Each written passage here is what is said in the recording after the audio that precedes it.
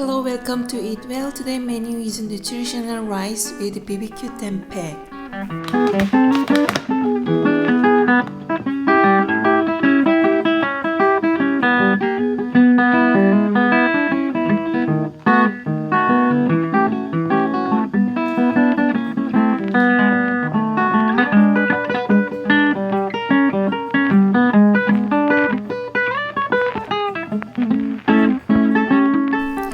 First, put 3/4 rice with 3/4 water in a pot and cook it for 30 minutes. Chop green onions, chestnut, and dry jujube. After 30 minutes, put chestnut and jujube on the top and turn off the stove and leave it 5 minutes.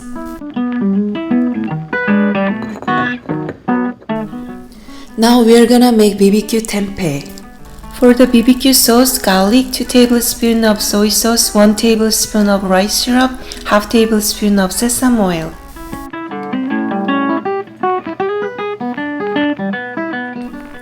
Put the sauce on the top of the tempehs and bake them for 30 minutes. Put more sauce on the top after 30 minutes baking. Now it's done.